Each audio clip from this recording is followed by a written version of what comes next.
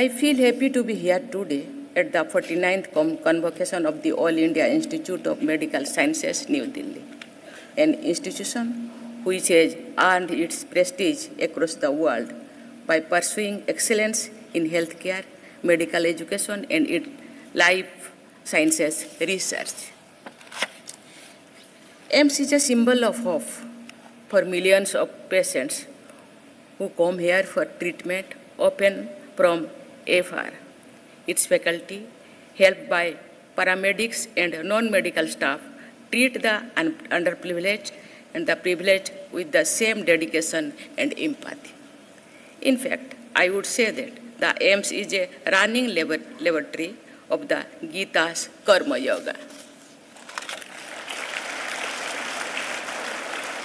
As we gather to celebrate the achievements of the talented individuals educated here, I am reminded of the pivotal role AIIMS has played in healthcare, not only nationally but also globally.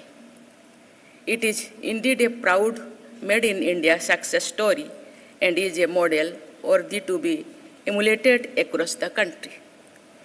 In the 69 years of its existence, the brand AIIMS has stood the test of time because of its commitment to values. The AIIMS has nurtured some of the finest medical minds, and its alumni have been heading various top hospitals and medical colleges, not only in India, but also abroad. It has also been at the forefront of groundbreaking research, particularly during global health emergencies like the COVID-19 pandemic. The Institute's commitment to advancing healthcare through innovative research and patient care is truly commendable. I am confident that the AIIMS will retain that mandate in the core of its evolution in future as India progresses to become a developed nation by the end of Amrit Kal in 2047. I am glad to learn about the steps that AIIMS has taken to ensure good governance, enhancing transparency, efficiency, and accountability in all its endeavors. Good governance is necessary for the healthy growth of any organization, and AIIMS is no exception. Its responsibility goes beyond healthcare, education, and research. It extends to fostering an environment where every stakeholder's voice is heard, where resources are utilized judiciously, and where excellence is the norm. Ladies and gentlemen, with advances in healthcare, life expectancy is rising. As a result, the aging population is bound in increase, leading to new challenges in this field. AI, at the same time, the medical profession has been grappling with diseases which arise out of lifestyle changes in modern times. We know that we need to overcome the challenges posed by the pace of civilization that cannot be altered. In this forum, I want to emphasize on a serious issue of emotional health, which poses very serious challenges in today's world. There is no scope for despair for anyone, particularly the younger generation. With my own experience, I can tell you with certainty that every loss in life is flexible except the loss of a precious life. I will urge the learned faculty of AIIMS to launch an awareness drive on the issue of mental health to make people aware of this hidden sickness. As you all are aware, this is an era of medicine 3.0, which is described by Dr. Peter Attia, an American physician and author, as the transition of healthcare from reactive to proactive approaches. In this new approach, a unique collaboration is forged between patients, doctors, and diagnostic technologies to check the ailments of the initial stage.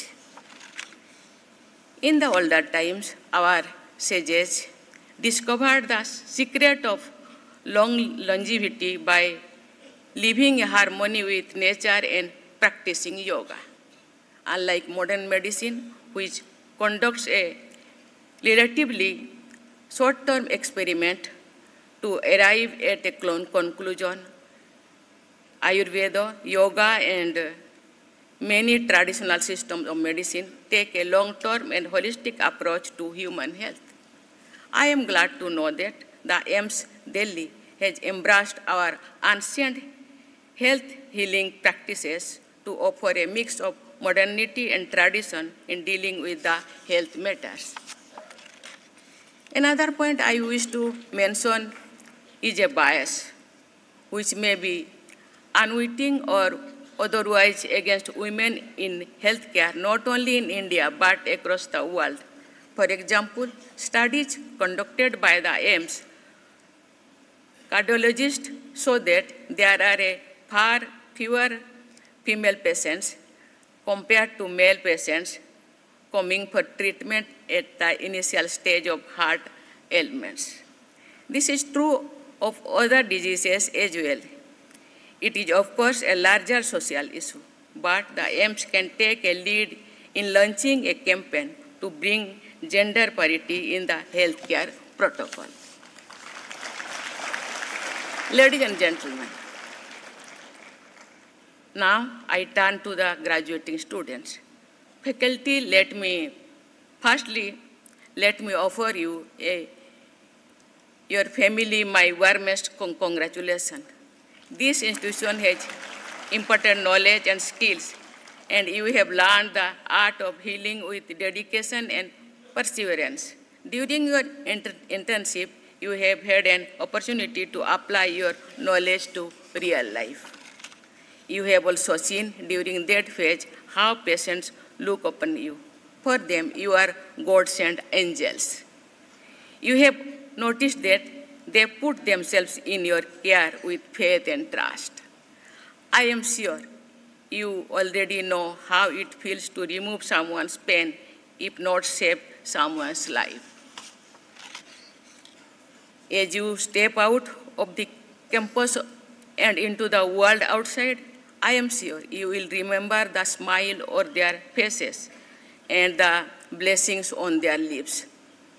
I know pursuing this study takes far more years than most other branches of study. Now you have to build a bright career to make use of your education.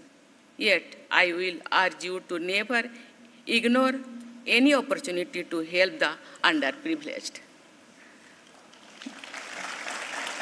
Moreover, many regions in the country do not have medical professionals in sufficient numbers. I am sure some of you will consider serving people in those regions, even if for a part of the year. Some of you may wish to pursue further studies and make a career in research. That will be most welcome too, as we need doctors of your caliber to discover new careers and also to better understand the human body. Whatever career choice you make, I will offer only one piece of advice. Never forget to take care of the people around you. And more importantly, never forget to take your own care of your physical and mental health. Once again, my congratulations to you, the faculty and the administration. My best wishes will always be with you. Thank you.